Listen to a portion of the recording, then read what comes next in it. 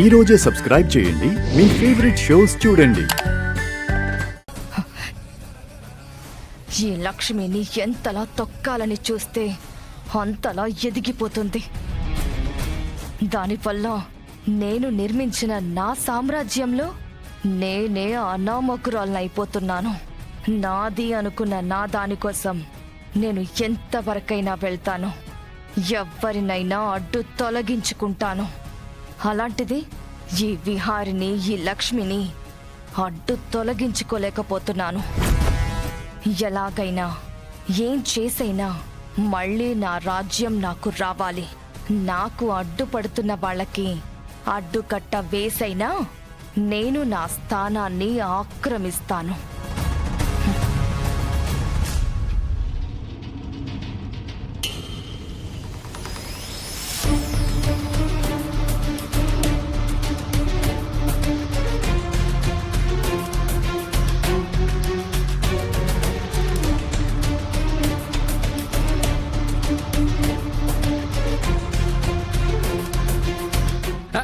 అమ్మగారు, బాబు గారు, ఏమైందిరా?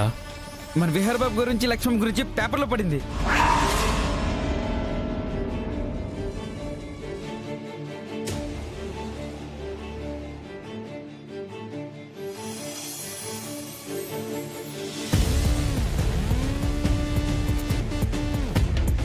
విహారీ, నువ్వు లక్ష్మి లాంచ్ చేసిన వీక్రాఫ్ట్ అనే బ్రాండ్ని రాష్ట్ర ప్రభుత్వం గుర్తించి మీరు కంపెనీని ఎస్టాబ్లిష్ చేయడానికి 10 ఎకరాల స్థలం కూడా ఇస్తుందంటే గవర్నమెంట్.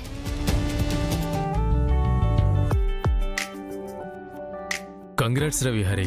తాతయ్య, కంగ్రాట్స్ నాకు కాదు, లక్ష్మికి చెప్పండి. ఎందుకంటే ఆ బ్రాండ్ని క్రియేట్ చేసింది తను, ప్రజెంట్ చేసింది తను, ఇన్వెస్ట్మెంట్ వచ్చేలా చేసింది తను, చివరికి గవర్నమెంట్కి ల్యాండ్ ప్రపోజల్ పెట్టింది కూడా లక్ష్మినే.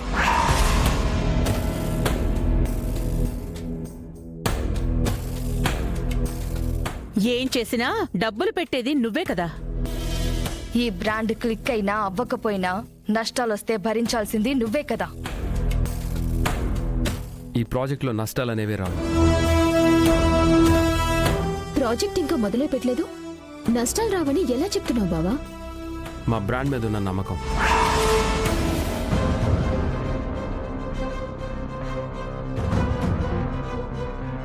మీ బ్రాండ్ మీద లేక మీ బాండింగ్ మీదున్న నమ్మకమా బావా? All the best Lakshmi and Vihari.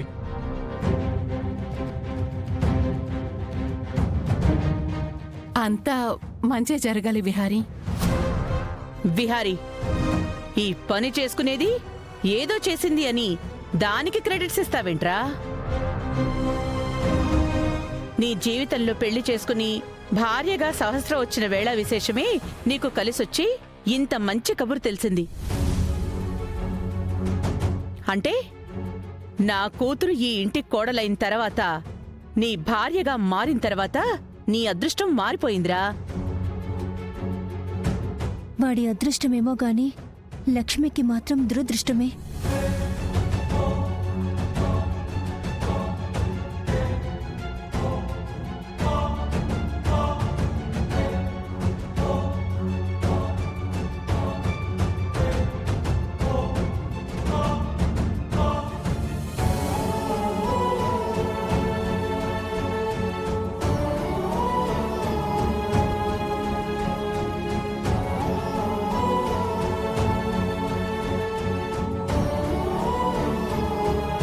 చూసావా సహస్ర, మీ బావ ఆ లక్ష్మిని ఎలా పొగుడుతున్నాడో? ఆ లక్ష్మిని చూడు, అది పైకి నార్మల్గా కనబడుతున్నా లోపల మాత్రం ఆనందంతో ఎగిరి గంతులేస్తుంది. నువ్వు దాన్ని ఇలానే వదిలేస్తే అది నీ కాపురంలో చిచ్చు పెట్టడం ఖాయం.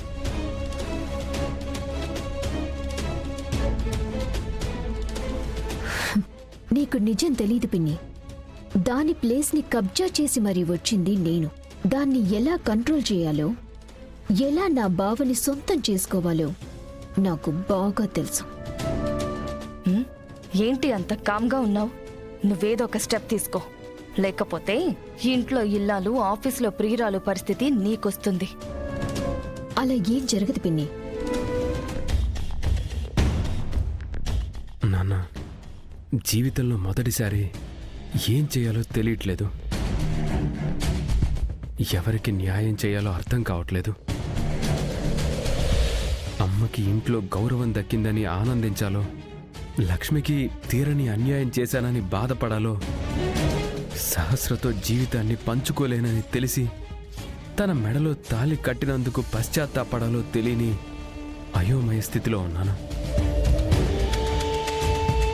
ఈ పరిస్థితిలో చిన్న ఓదార్పుగా బిజినెస్లో చిన్న పురోగతి చూపించావు. అలానే నా జీవితంలో ముడిపడిన ఈ చిక్కుముడుల్ని విడిపోయేలా ఆశీర్వదించు నాన్న.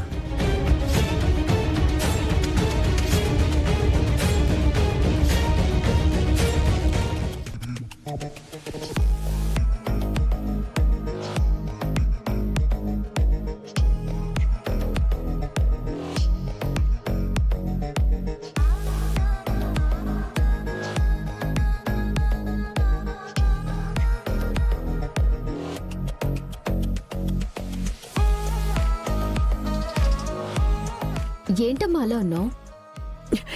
ఇది చూడవే.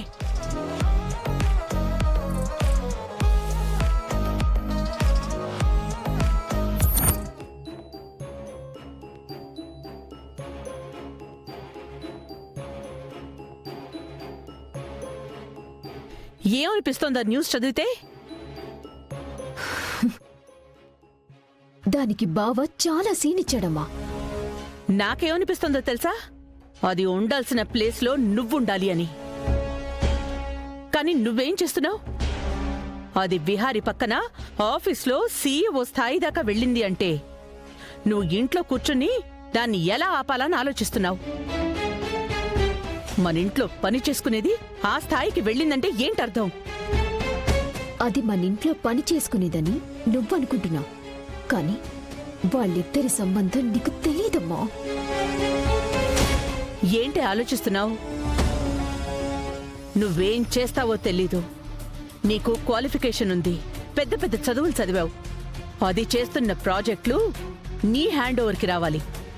విహారి పక్కన ఇంట్లో అయినా ఆఫీస్లో అయినా నువ్వే ఉండాలి. అవునమ్మా, దాన్ని ఇంట్లో అణగతొక్కినట్టు ఆఫీస్లో కూడా దాని పెత్తనం, దాని పదవి, దాని హోదాని అణచివేయాలి. అలాంటివి సాధించాలంటే ముందు నువ్వు విహారిని ఒప్పించాలి. బావని నేనొప్పిస్తాను. నువ్వెళ్ళి మామూలుగా అడిగితే విహారి ఒప్పుకోడు. ఈరోజు మీ ఫస్ట్ నైట్ కదా, అక్కడ గదిలో నీకు గిఫ్ట్ ఇవ్వమని అడిగి ఆ గిఫ్ట్ కింద ఈ ప్రాజెక్ట్ని ఇవ్వమని జాగ్రత్తగా అడిగి తీసుకో. సరే అమ్మా.